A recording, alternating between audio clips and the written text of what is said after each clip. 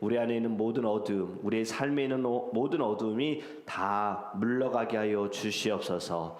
하나님, 예배를 통하여 영혼과 육신의 강건함을 허락하여 주시고, 이 강건함이 하나님의 나라와 뜻을 위하여 저희들 더 힘을 내어 주님이 원하시는 한 영혼이라도 살리고자 하는 그 간절함이 우리 안에 넘쳐나게 하여 주시옵소서.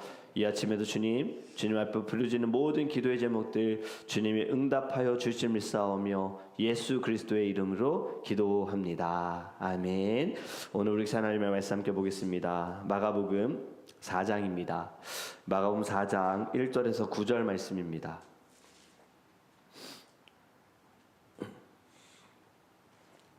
제가 준 성경책인 신약성경 59페이지입니다. 마가복음 4장 1절에서 9절 말씀입니다. 우리 함께 읽겠습니다. 예수께서 다시 바닷가에서 가르치시니 그 무리가 모여들거늘 예수께서 바다에 떠있는 배에 올라 앉으시고 온 무리는 바닷가 육지에 있더라. 이에 예수께서 여러 가지를 비유로 가르치시니 그 가르치시는 중에 그들에게 이르시되 들으라. 씨를 뿌리는 자가 뿌리러 나가서 뿌릴새 더러는 길가에 떨어짐에 새들이 와서 먹어버렸고 더러는 흙이 얕은 돌밭에 떨어짐에 흙이 깊지 아니하므로 곧 싹이 나오나 해가 돋은 후에 타서 뿌리가 없으므로 말랐고 더러는 가시떨기에 떨어짐에 가시가 자라 기운을 막음으로 결실하지 못하였고 더러는 좋은 땅에 떨어짐에 자라 무성하여 결실하였으니 30배나 60배나 100배나 되었느니라 하시고 또 이르시되 들을 귀 있는 자는 들으라 하시니라. 아멘. 예전에 학교에서 선생님이 수업을 하기 전에 꼭 학생들에게 외치는 구호가 있었습니다. 혹시 아실지 모르겠어요. 바로 주목입니다. 주목. 선생님이 꼭 이야기를 하실 때, 학생들을 가르칠 때, 좀 뭔가 어수선할 때 선생님 꼭 주목이라고 이야기하거든요. 오늘 예수님께서도 들으라 라는 말씀을 앞에서도 하시고 뒤에서도 하세요. 들어라. 9절에도 귀 있는 자는 들으라. 귀가 있음에도 불구하고 듣지 못하고 깨닫지 못하기 때문에 주시는 말씀입니다. 오늘의 말씀도 우리 이미 여러 번 들었던 내용일 겁니다. 예수님은 지금 바닷가에서 가르치시다가 배에 오르세요. 무리는 다 해변에 서 있고 예수님은 갑자기 농사 이야기를 하십니다. 씨를 뿌리는 자가 뿌리러 나가서 왜 이렇게 말씀하셨는가? 지금 군중은 많고 또 반대도 강해졌습니다. 제자들은 여전히 이해하지 못하고 있는 가운데 예수님은 늘 또 자주 비유로 말씀을 하십니다.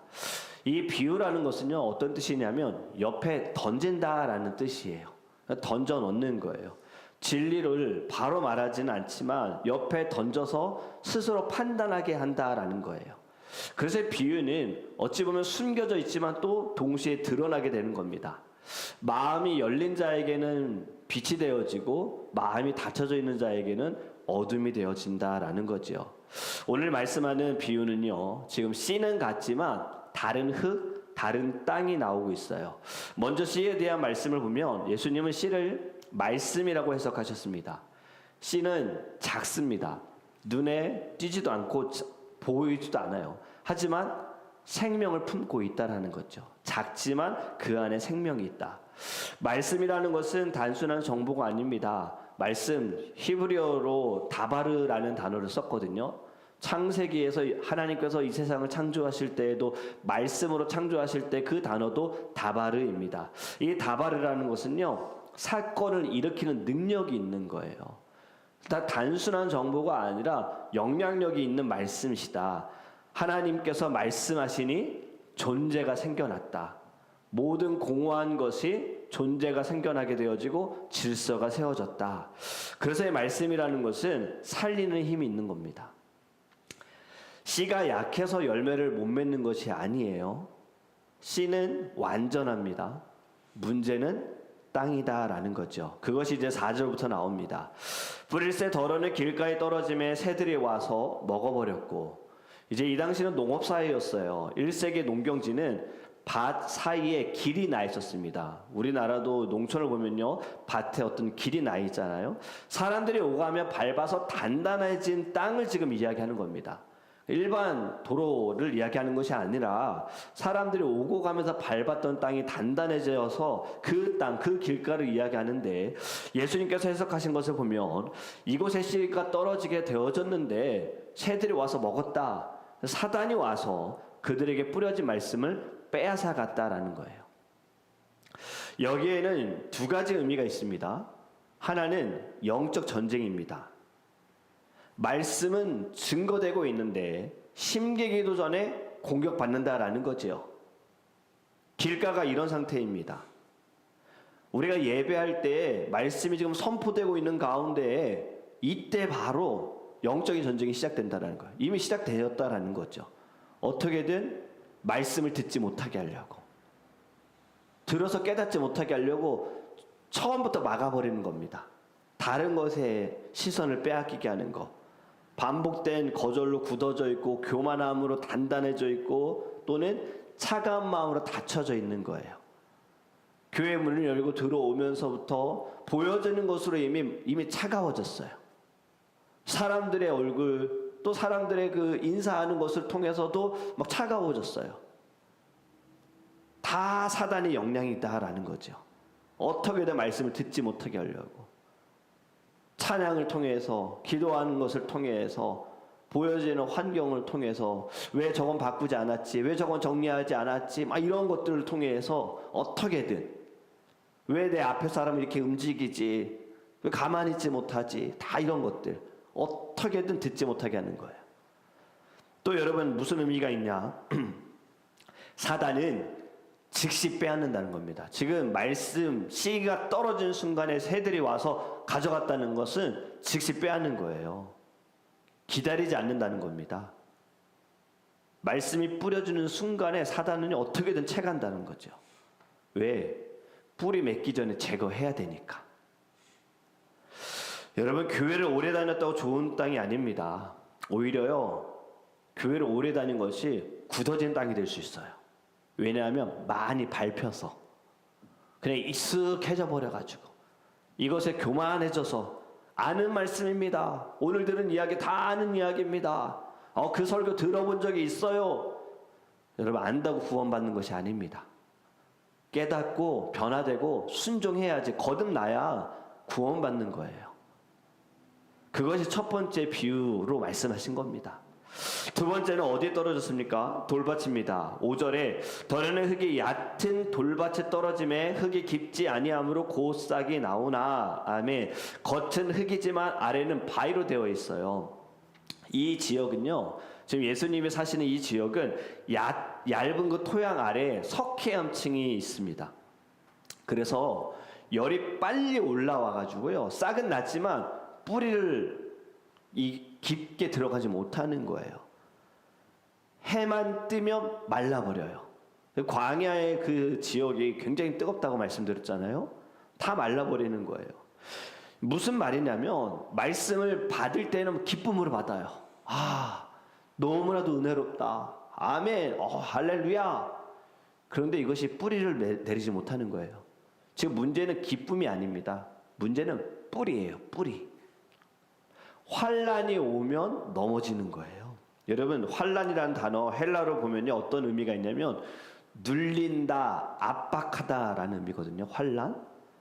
신앙은 압박을 견디는 겁니다. 어떻게든 버티는 것이 신앙입니다. 이랬다 저랬다 하는 것은 신앙이 아닌 거예요. 늘 한결같이 자리를 지키는 것.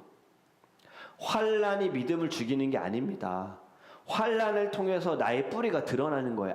내 뿌리가 이렇게 얕았구나, 깊게 박혀있지 못했구나. 여러분, 얕은 신앙은요, 되게 감정 중심적일 때가 있습니다. 예배 때는 은혜 받지만 금방 식어버리는 거. 찬양할 때는 눈물을 흘리고 기도할 때에도 막 뜨겁고 결단했는데 예배가 끝나고 나면은 바로 시험에 들고, 밖에 나가는 순간은 세상과 타협하고 침묵하는 것들, 감정적인 거예요. 좋을 때는 은혜 받고 좋지 않을 때는 시험 들고 어렵고. 여러분, 이게 다 왜 그러냐? 뿌리가 얕아서 그래요. 뿌리가 무엇이냐면요, 여러분, 말씀은 알지만 정리가 안 됐습니다. 이 교리를 모르는 거예요. 말씀은 많이 들었어도 체계적인 교육이 없다 보니, 성경 공부를 제대로 하지 못하다 보니 분별을 하지 못해요. 순종, 반복적으로 하기는 합니다. 근데 의무적으로 하는 거예요. 감사함으로 행하는 것이 아니에요. 고난, 그 가운데 인내를 배워야 해요. 그리고 사랑의 공동체, 믿음의 공동체를 통해서 훈련을 받아야 한다는 거죠. 그래서 은혜는 감정이 아닙니다. 자꾸 우리는 감정으로 생각해요. 뜨거우면 은혜 받았다. 뜨겁지 않으면 와, 오늘 은혜가 없었다. 굉장히 착각하는 겁니다. 말씀은요, 늘 은혜로운 말씀이에요. 내가 은혜 받지 못했다는 거, 그 말씀에 문제 있다고 생각하는 거 하나님께 도전하는 겁니다. 나를 돌아봐야죠. 지금 나의 뿌리가 어떠한가? 여러분, 지속 가능한 구조가 아니면 신앙은요, 이벤트로 끝이 납니다. 우리 이벤트로 끝나는 신앙생활 하지 않기를 간절히 원합니다. 7절에는 가시떨기 나무가 나오죠. 덜어는 가시떨기에 떨어짐에 가시가 자라 기운을 막음으로 결실하지 못하였고, 가시는 처음부터 큰 것이 아니라 같이 자라는 겁니다. 식물들과 같이 자라요. 겉으로 보기에는 문제가 없어 보이지만요, 점점 이 가시가 자라면서 쪼이는 거예요. 그래서 헬라어로의 가시떨기는 어떤 의미가 있냐면 함께 눌러 질식시킨다는 의미가 있어요. 질식케 한다. 예수님께서 이에 대해 해석하신 말씀을 보면 죄의 목록이 나오는데 염려와 재물과 욕심입니다. 여러분, 염려, 헬라어로는 마음을 나눈다라는 뜻을 가지고 있는데 마음을 분산시킨다. 염려한다는 것은 결국에 무엇이냐면 하나님께 집중하지 못한다라는 거예요. 나의 모든 삶의 주의 영광을 위해서 살아가야 된다면 하나님께 집중해야 하는데 지금 그 일을 행하지 못하고 내 마음을 자꾸 빼앗기는 거예요. 염려하는 건 믿음이 없는 거죠. 모든 염려를 주께 맡겨라 라고 주님 말씀하셨습니다. 그런데 염려하면 이미 너의 마음이 하나님은 뒷전이다 라는 거죠. 재물, 여러분, 재물 자체가 악은 아닙니다. 하나님이 주신 것은 다 좋은 것인데 왜 재물이 악해졌을까요? 재물이 자꾸 우리를 속이거든요. 재물이 많으면 너를 안전하게 해줄게, 너를 행복하게 해줄게, 너를 편안하게 해줄게.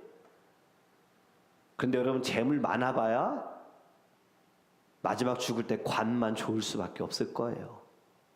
조금 더 넓은 땅에 묻히는 것밖에 안 될걸요. 아무것도 못 가져갑니다. 다 속임수예요. 또 욕심 무엇일까요? 안정, 욕구, 인정, 성공, 비교 다 욕심이에요. 이것이 바로 신앙을 죽이진 않지만 질식시킵니다.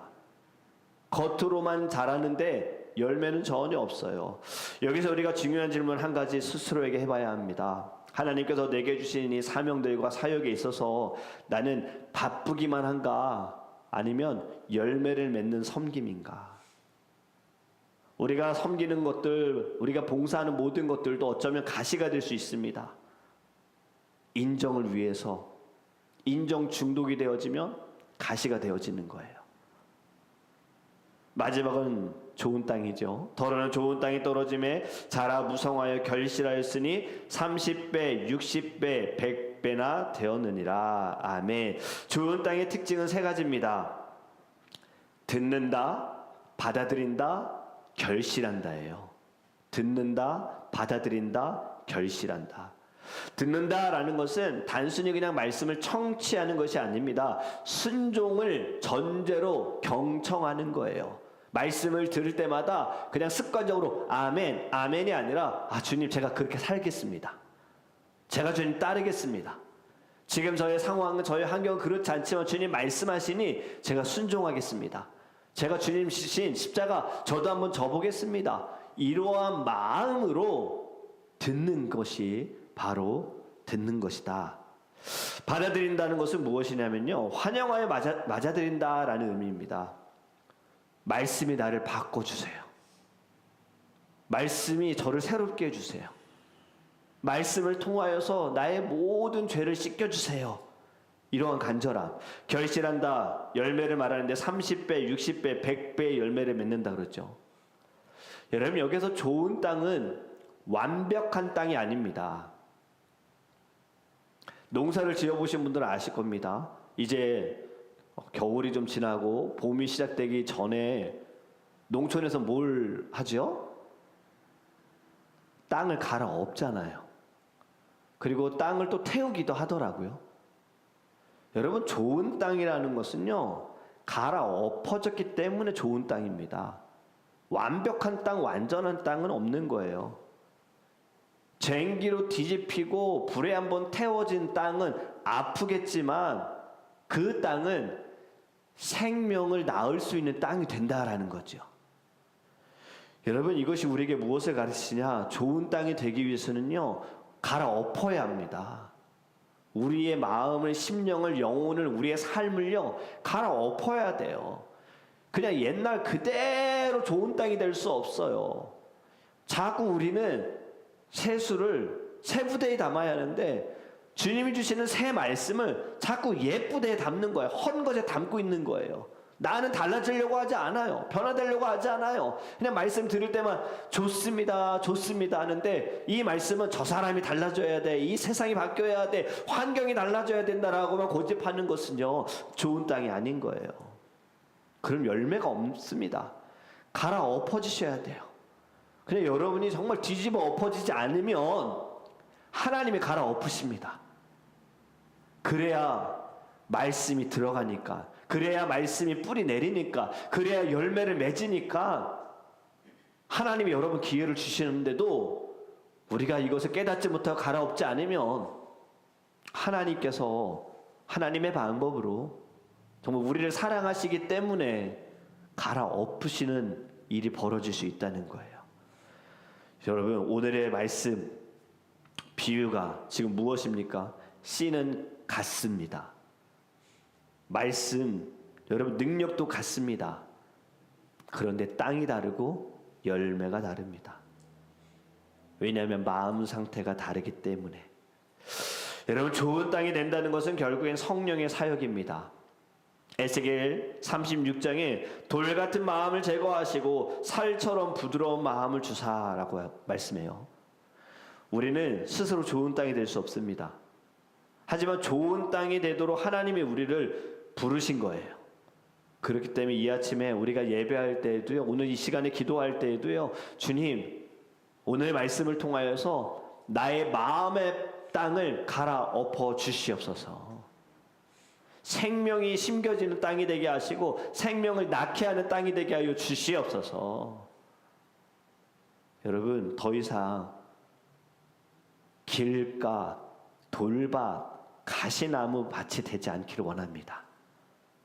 좋은 밭이 되어야 여러분 어떠한 말씀이든 다 은혜로 받고 다 여러분의 삶에 축복으로 열매가 나타나게 되어지고요. 여러분의 그 삶의 변화를 통하여서 여러분이 사랑하는 사람들, 여러분 주변에 있는 모든 사람들도 이 축복을 함께 누리게 될 줄 믿습니다. 여러분, 씨앗이 문제가 아니었습니다. 땅이 문제였어요. 바로 우리의 심령, 우리의 마음이 문제입니다. 우리 특별히 사순절의 시간을 보내고 있습니다. 이 시간 기회입니다. 땅을 갈아엎을 기회입니다. 이제 날씨가 풀리면 이제 씨앗을 심고 이제 줄기를 맺을 수 있도록 기다리겠죠. 그것처럼 여러분 준비하셨으면 좋겠어요. 예수 십자가의 보혈이 다시 흘러가서 우리의 마음이 완전히 갈아엎어져 주님 정결케 되어질 수 있도록 우리 이렇게 사순절을 보내시기를 주님으로 축복합니다.